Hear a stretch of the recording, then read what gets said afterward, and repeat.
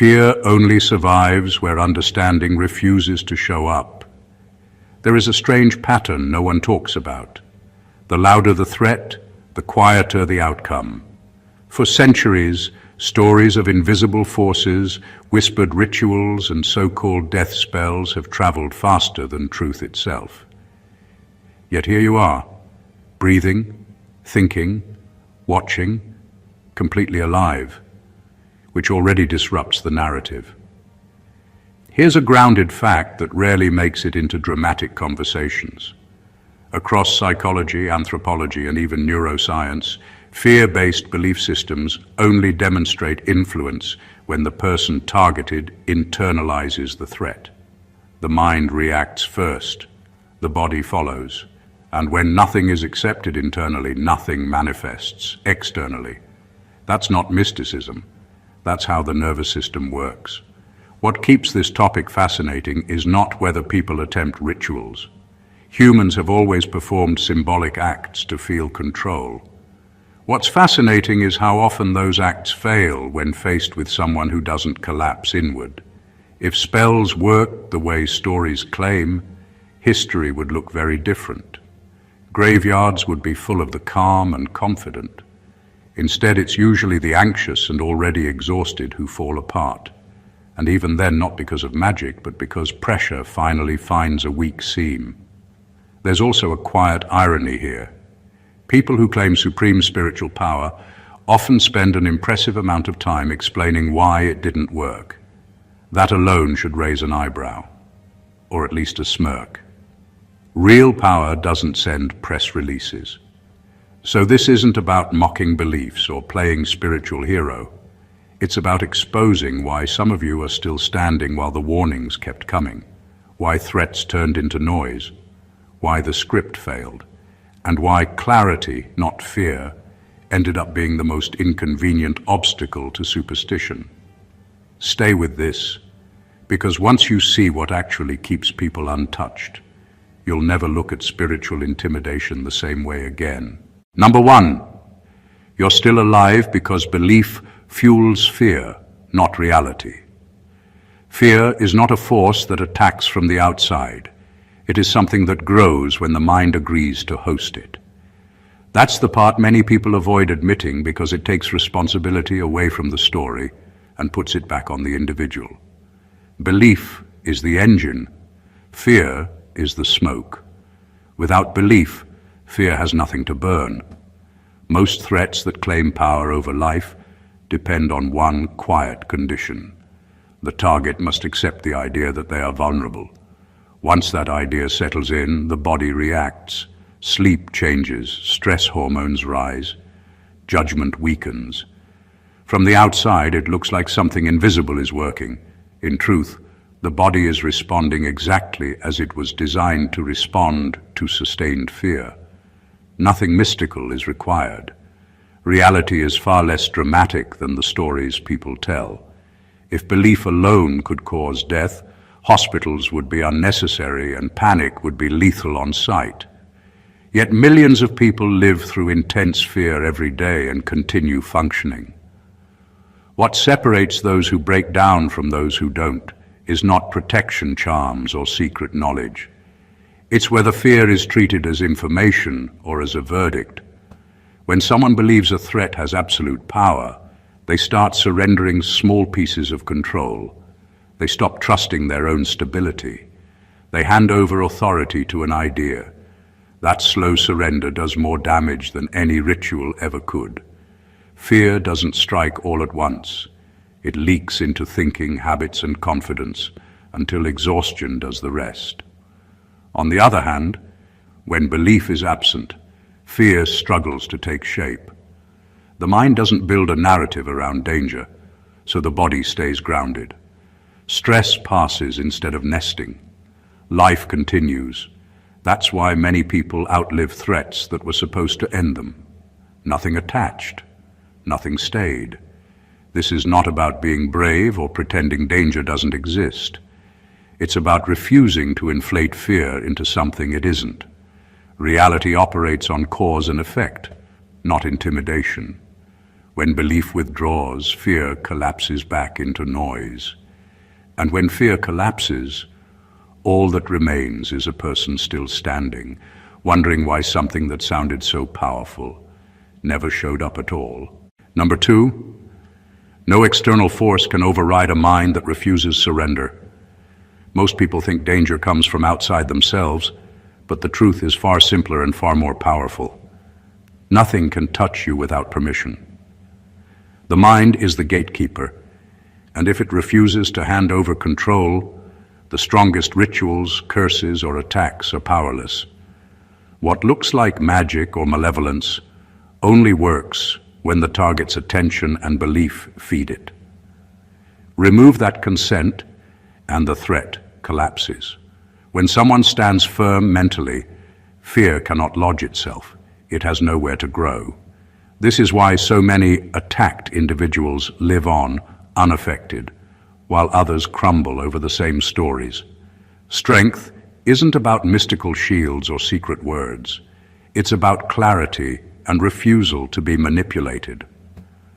Once the mind rejects the premise that it can be harmed in ways beyond the natural, the supposed danger stops being real.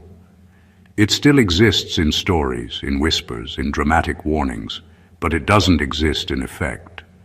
The surprising part is that most people don't realize how much authority they hold over their own experience. Every time anxiety spikes over an unseen threat, it's because attention has been misdirected and power handed away. A mind that refuses surrender operates like a fortress without gates. Attempts to breach it fail silently, leaving the attacker frustrated and the victim unharmed. The world can throw chaos, pressure, or superstition at you endlessly, but as long as you don't buy in, it passes like wind against stone. This principle doesn't require bravery in the heroic sense. It requires awareness. Awareness sees a threat for what it is, recognizes where influence ends, and refuses to act out of panic. That refusal is invisible to others, yet it is the most effective defense imaginable. History is filled with examples. People who should have succumbed according to rumor or fear, yet they thrived simply because they never allowed the narrative to claim them. Understanding this flips the story entirely. It removes the illusion of external power. Nothing can dominate a mind that won't cooperate. The real strength isn't hidden in spells or protection rituals. It is in the unshakable clarity and conscious choice to remain sovereign over your own reality. That alone makes you untouchable. Number 3, many who fell were already fractured long before anything external. The people who panic at the idea of death spells often overlook a simple truth. Collapse almost always starts from within. It's rarely the invisible forces, the whispers, or the rituals themselves that cause breakdowns. The cracks are already there, running deep, often ignored until fear pours in and illuminates them. Belief in external danger becomes a convenient explanation, a story to hide the uncomfortable fact that vulnerability existed long before any spell was cast. Emotional fragility, unresolved trauma, and constant self-doubt create a fertile ground for fear. When someone announces a threat, these pre-existing weaknesses amplify it. The mind interprets anxiety as evidence of danger, and suddenly what was once manageable turns into catastrophic panic. It isn't magic doing the damage. It's the human mind reacting to stress it has never learned to regulate. The story of an attack gives shape to an internal collapse, but it is never the cause.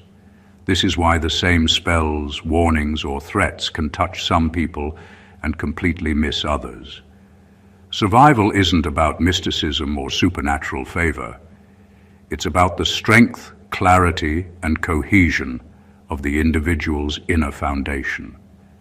Those who have spent time facing their own fears, understanding their emotions, and developing mental resilience rarely fall for the illusion of danger. They remain steady because nothing external can exploit weaknesses that no longer exist. Many who fell weren't victims of someone else's power. They were victims of their own unresolved chaos. Belief acted as a magnifying lens, making ordinary fear seem lethal. Meanwhile, those who had nurtured composure and self-awareness survived the exact same circumstances with barely a scratch.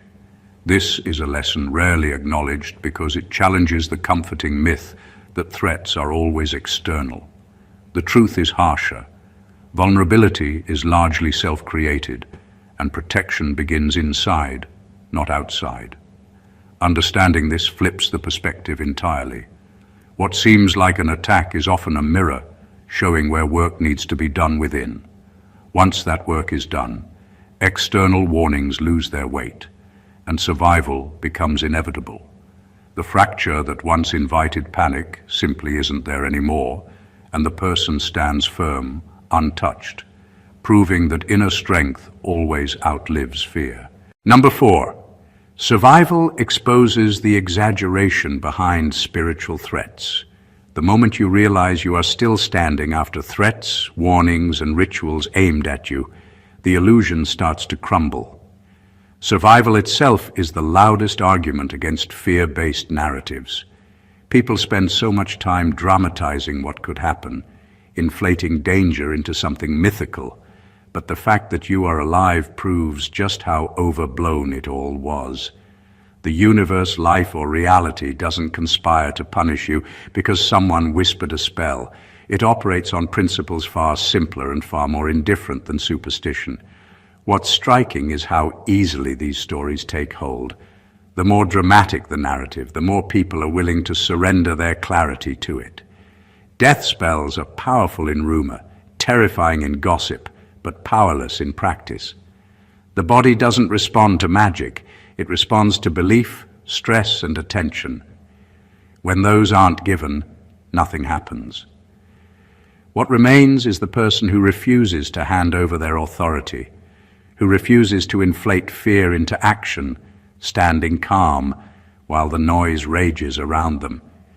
This is why survival feels almost like proof.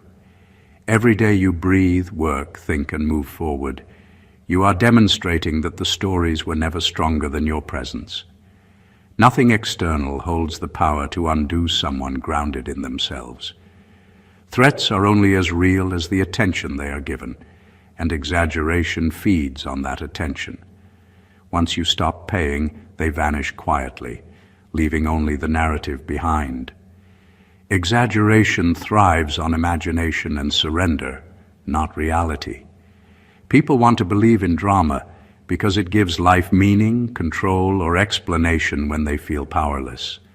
But the truth is harsher and simpler. Power is in living clearly, without giving energy to invisible narratives. Survival proves that most warnings are noise, a testing of boundaries, or a reflection of fear, not an absolute law of life or death. Standing alive, unshaken, exposes the gap between story and reality. It's a reminder that the most terrifying threats often exist only in the mind of those who believe them, and nothing outside can impose where consent and attention are absent. Number 5. A stable nervous system is stronger than any ritual. Most people look for protection in spells, charms, or rituals, but the real shield has always been biological and psychological. The body responds to threats first, not the world outside. If your nervous system is calm, grounded, and regulated, no external attempt to harm you, whether whispered words, rituals, or warnings, can take root. Stability in the mind and body creates a natural immunity to fear-based manipulation. When someone is agitated, anxious, or scattered, their system is like dry tinder waiting for a spark.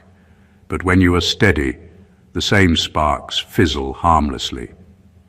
Think of it as an invisible armor. It isn't flashy, it doesn't require ceremony, and it doesn't announce itself. It simply exists in how your body handles stress, how your mind processes danger, and how your attention chooses what deserves energy. A person with a stable nervous system sees threats for what they are: signals, stories, or distractions. They don't overreact, don't surrender control, and don't hand power to something that isn't real. Calmness becomes contagious internally. Every heartbeat, breath, and thought reinforces the fact that you are untouchable by anything that relies on fear. This stability is rarely understood or appreciated because it's invisible to the outside eye. People chase dramatic forms of protection because they underestimate the quiet, persistent force of composure. Yet it is composure that breaks cycles of panic, stress, and imagined attack. While others are responding to every whisper of danger, a stable person moves through life uninterrupted, almost immune to what should terrify them. The lesson is simple but profound. Rituals cannot teach what your body and mind can learn through practice. Regulation, clarity, and presence form a force stronger than superstition. The nervous system decides whether a threat matters before the mind even gets a vote. When it is stable, nothing external can gain traction. That is why some people weather storms that should have undone them, standing firm while chaos swirls around. True protection is internal, silent, and relentless, and it always outlasts fear, rumor, and ritual combined. Number 6. What's called an attack is often unresolved pressure surfacing. Most people look for external causes when they feel threatened, convinced that someone, somewhere, has directed harm their way. The truth is far simpler and far more revealing. What often feels like an attack is just pressure you've been carrying surfacing in dramatic ways. Life has a way of amplifying unresolved tension, past trauma, and neglected emotions, making ordinary stress feel extraordinary. When fear, anger, or anxiety reach a tipping point, they create a lens through which anything can be interpreted as a threat, even whispers, rumors, or harmless warnings. This is why people can experience the same circumstances very differently. One person will feel cursed, targeted, or under attack, while another moves through the same situation untouched. The difference isn't external magic, it's what each person is carrying internally. Emotional baggage amplifies perception. Anxiety acts like a signal booster, turning small problems into crises and coincidence into conspiracy. In effect, the body and mind create a storm that looks like it came from outside, but the source has always been internal. Understanding this flips the story entirely. The drama, the tension, the sense of being targeted, all point back to unresolved pressure inside. Fear thrives when it has a narrative, and a spiritual attack gives that narrative life. But if you address the pressure at its root, through awareness, self-reflection, or emotional regulation, the storm loses its energy. What once felt unstoppable dissipates. The supposed attacker is revealed as irrelevant, because the real source of danger was always the unprocessed weight you carried yourself. This explains why some people survive repeated attacks unscathed, while others crumble over whispers. It's never about mystical power or supernatural skill. It's about internal equilibrium. The stronger your inner foundation, the less any story can touch you. Attacks only work when pressure has already created cracks, giving fear a place to anchor. Once you take responsibility for your internal landscape, the external narrative loses authority, leaving you free, composed, and untouchable, while chaos rages around you. Number 7. Psychological resilience outperforms superstition every time. People often search for protection in rituals, spells, or charms, believing that outside forces hold the power to determine life or death. The real truth is much simpler and far more reliable. Nothing affects you more than the strength of your mind. Psychological resilience, your ability to stay steady, process stress, and recover from pressure, outperforms superstition every single time. While fear-driven beliefs rely on vulnerability, resilience is built on clarity, self-awareness, and emotional control. It doesn't matter what stories or rituals are directed at you. A resilient mind simply refuses to take them seriously.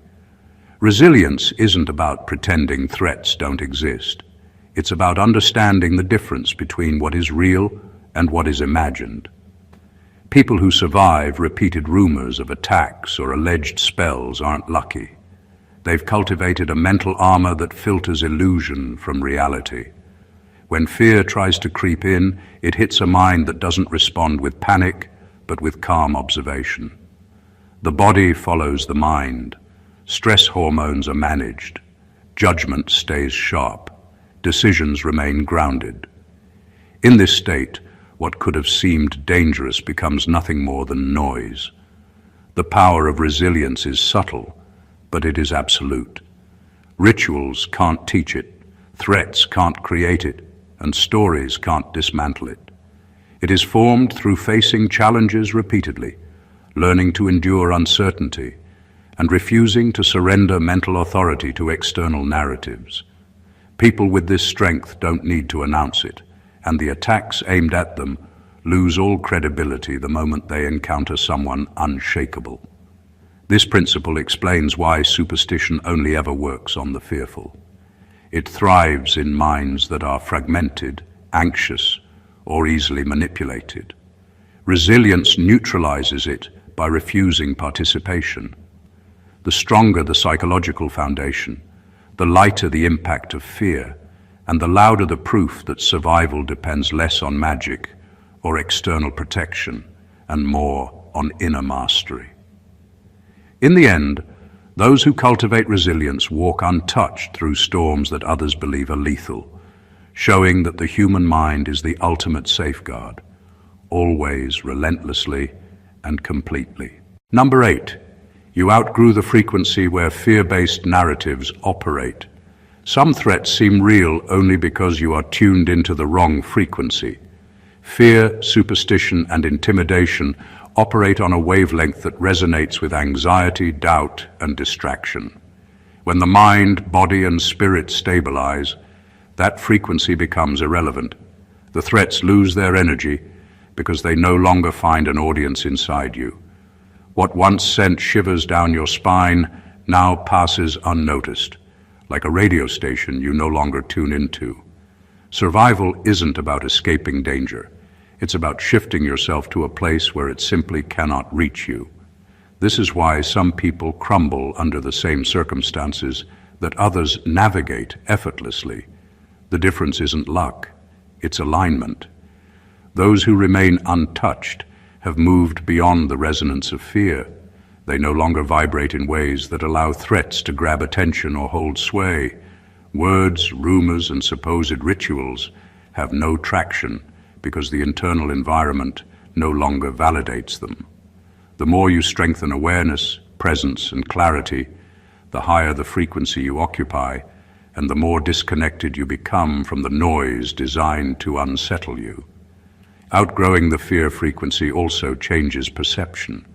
Events that once seemed ominous now appear neutral. Stories of danger are recognized for what they are, attempts to manipulate attention and control belief. This shift doesn't happen overnight. It comes from consistent practice, observation, and refusal to participate in narratives that thrive on panic. It's a quiet, invisible transformation that others may not notice, but its impact is undeniable. The threats lose their edge not because they vanished, but because you no longer engage with them. This principle proves why survival often seems mysterious to outsiders. It isn't magic, protection spells, or hidden powers. It's a conscious evolution of attention and awareness. You have outgrown the signal that fear-based stories rely on. What once held power over you now fizzles instantly. The moment you stop tuning into fear, threats lose their frequency, leaving only clarity, composure, and an untouchable presence that stands firm, regardless of external noise. Number 9. Power seekers rely on intimidation because they lack substance. Many people who claim to wield extraordinary influence, who threaten, warn, or insist they can control life and death, do so because they have nothing real to offer. Their power is a mask for insecurity, a performance designed to make others believe in their authority. True strength doesn't need to scream or manipulate. It exists quietly, confidently, and without announcement. Those who rely on intimidation do so because they know that substance, true competence, clarity, and resilience is invisible and unassailable. Intimidation works only on those who give it energy. Fear becomes the currency, and attention is the fuel.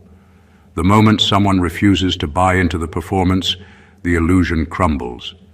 The supposed power that once demanded respect or obedience is revealed as fragile, hollow, and entirely dependent on consent. Real strength doesn't need consent because it doesn't rely on perception. It simply exists.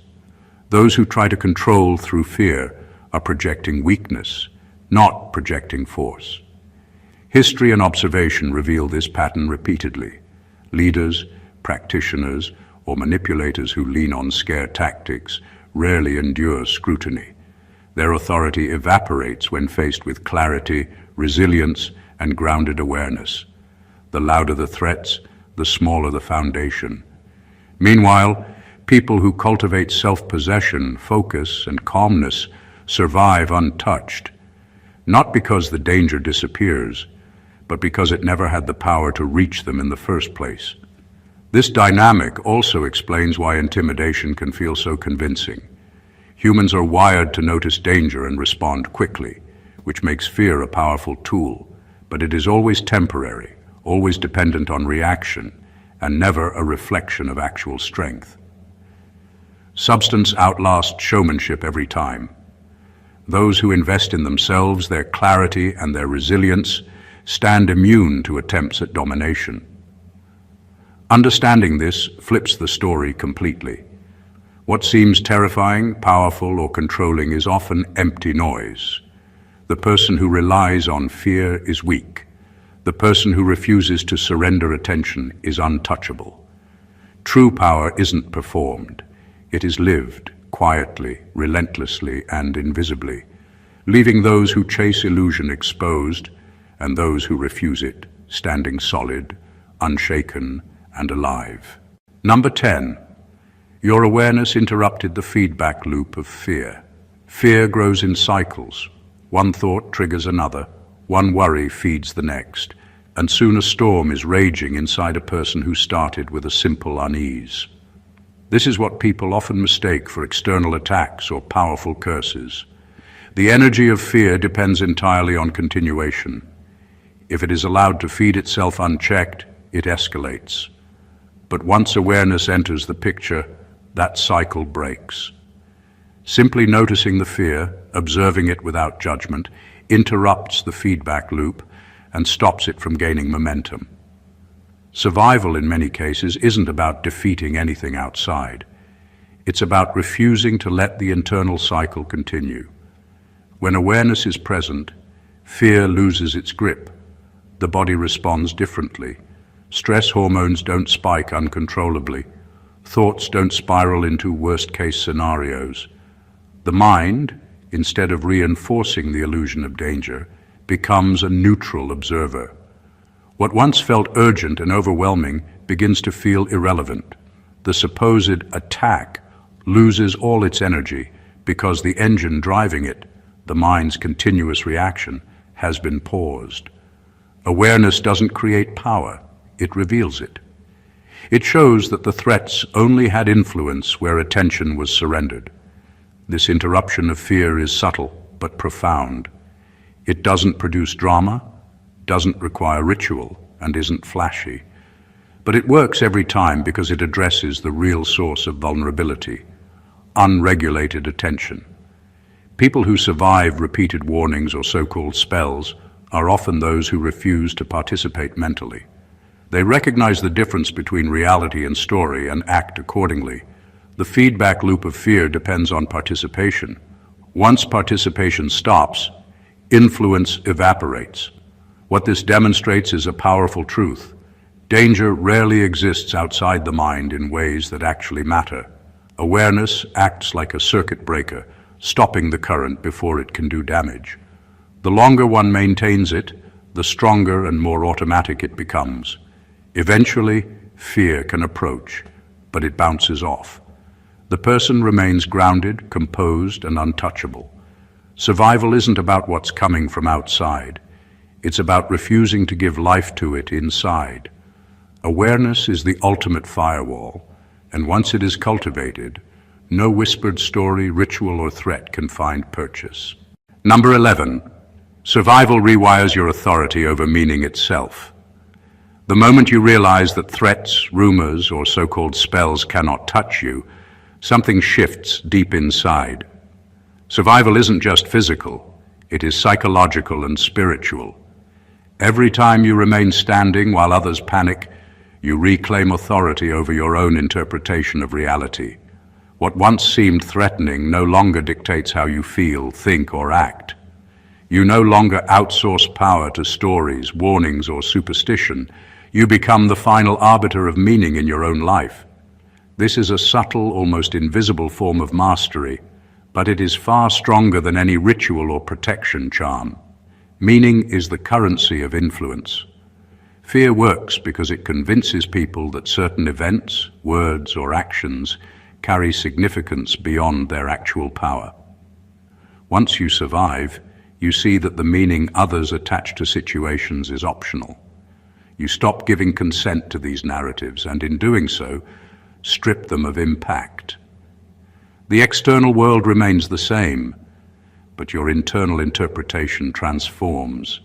Survival rewires you to assign significance where it matters and dismiss noise where it doesn't. You become the gatekeeper of reality, not a passive participant. This is why some people weather threats effortlessly while others collapse under the same pressures. It isn't luck, it isn't magical immunity. It is the conscious or unconscious reclamation of meaning. Every time fear approaches, it meets a mind that refuses to validate it. The stories that once seemed dangerous are now neutral. The tension that once controlled decisions is now irrelevant. The individual becomes untouchable because nothing external can impose meaning without consent. This rewiring also reshapes relationships, choices, and perception. You stop overreacting to whispers, rumors, or dramatized warnings. You see through performances of power because you no longer grant them authority. The world becomes transparent, and your position within it unshakable. Survival doesn't just preserve life, it transforms it. It returns the power of interpretation to its rightful owner, you. In that reclamation, you become immune to manipulation, indifferent to superstition, and sovereign over the very narrative of your existence. Number 12. Many practitioners sell certainty to people addicted to explanations. There's a simple reason why death spells and spiritual attacks are so convincing to some. Humans crave certainty in a world that is anything but certain. People who claim to have secret knowledge or supernatural power are often selling reassurance, not results. They package fear into something that appears controllable, providing explanations for the unexplainable. When life feels chaotic, people are drawn to these narratives because they offer a structure, a story, a sense that someone, somewhere has the answer. The irony is that the power of these practitioners rarely comes from anything mystical. It comes from the human desire to outsource responsibility and outsource fear. Addiction to explanations is natural. Life is unpredictable, and the mind craves patterns. Threats that feel invisible or unstoppable are terrifying precisely because they lack clear cause and effect. A practitioner steps in and provides an answer. This is the reason. This is what must be done. Suddenly, chaos is reduced to instructions, fear is given a name, and the feeling of powerlessness is replaced with ritual. It feels like safety, but it's temporary, fragile, and entirely dependent on belief. Once the person stops believing, the illusion vanishes. This dynamic explains why some people fall victim to fear while others remain unaffected under the exact same circumstances. Those who survive often never bought into the narrative fully. They retain clarity, question stories, and refuse to hand over authority over their reality. The practitioner loses relevance because their certainty has no power outside the mind willing to accept it. Fear cannot hold when the foundation of belief isn't there to support it. What is sold as power is usually just a reflection of the client's internal need for certainty, packaged in dramatic language and rituals. The practitioner doesn't create survival or failure, human attention and belief do. Once that attention is reclaimed, the supposed danger evaporates. In the end, those addicted to explanations often find themselves exposed, while those who cultivate awareness, resilience, and personal authority stand untouchable, proving that clarity and sovereignty are far stronger than any promised solution. Number 13. Your existence disproves the myth more loudly than debate ever could. There is a truth so simple it often gets overlooked. Being alive after every warning, every whispered curse, every rumor of attack is the most undeniable proof there is. Arguments, explanations, and debates about whether death spells or spiritual attacks are real pale in comparison to the raw fact of your continued existence. No amount of talk can match the clarity of standing, breathing, and moving through life when others expected you to fall. Your survival is louder than fear, louder than superstition, louder than the stories meant to unsettle you. This is why myths about power and danger thrive. They rely on fear of the unknown, on stories told faster than verification, on the ability to control through imagination. But existence cannot be argued away. Every heartbeat, every breath, every unshaken step is evidence that the supposed forces meant to harm you have no authority, where belief, awareness, and resilience are present.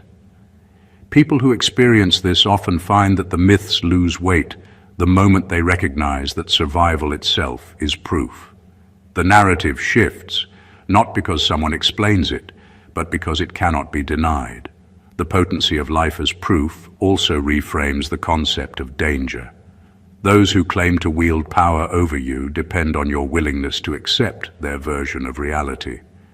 Your refusal, often unconscious at first, renders their power irrelevant. Myths, rituals, and threats are effective only as long as attention and belief fuel them. Once you remain unaffected, the illusion collapses. The louder the myths try to scream, the quieter your survival responds, and the contrast exposes the weakness behind the performance. Existence is the ultimate argument because it cannot be disputed, manipulated, or taken away by stories. The people who survive while others tremble reveal a hidden principle. The world only has power where you give it. By standing untouched and aware, you disprove every narrative meant to intimidate. Your life becomes living evidence that fear is conditional, authority is internal, and myths only exist for those willing to surrender to them. Nothing spoken, written, or performed can rival the clarity of simply being alive, unshaken and in command of your own reality. Number 14. The real protection was never spiritual armor. It was clarity. People spend lifetimes searching for protection in rituals, charms, and secret knowledge, believing that some external force can guard them against harm. The truth is far simpler and far more powerful. Protection has always been clarity. Clarity of mind, clarity of perception, clarity of understanding about what is real and what is illusion. When you see the world clearly, nothing external can shake you.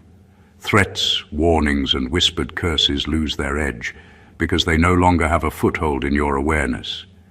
They only work when attention and belief feed them, and clarity cuts both at the source. Clarity doesn't come from magic.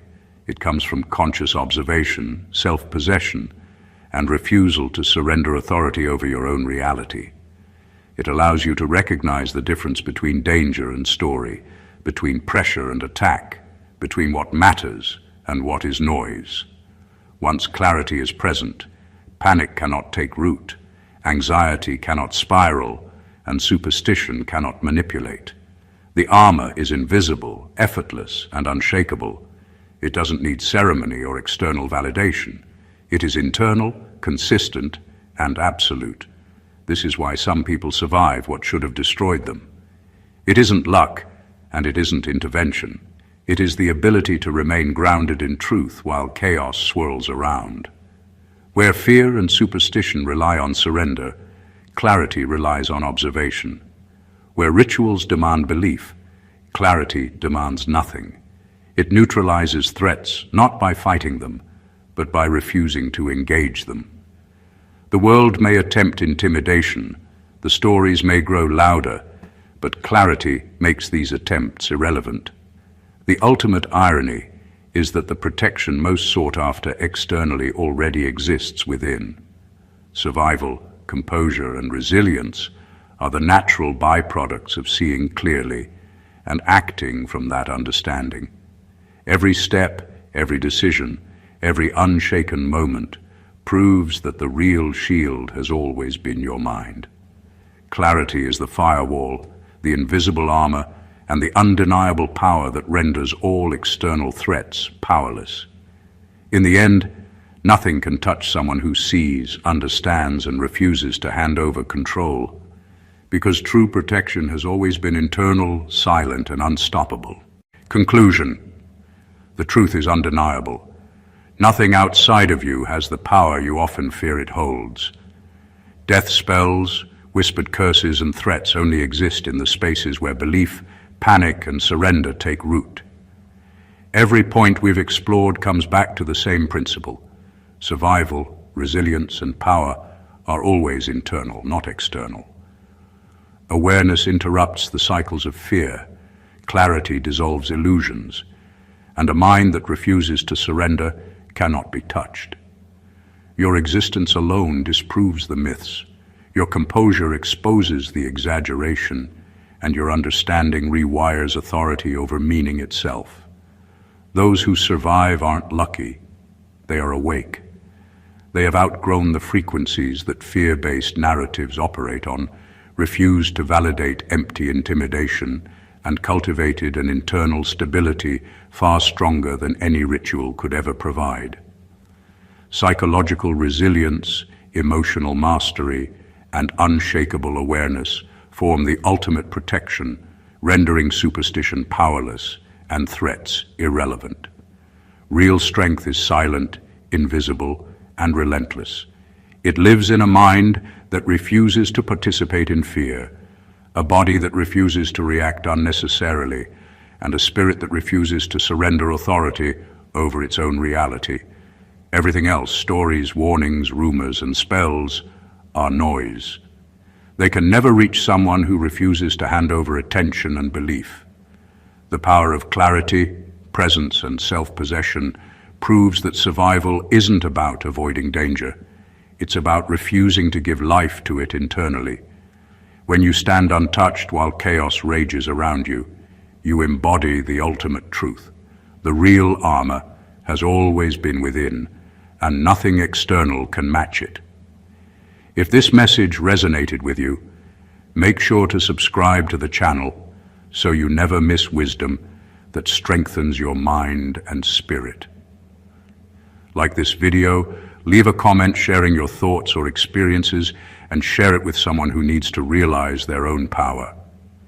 Standing firm isn't just survival, it's mastery, and it's time to claim it. Stay blessed always.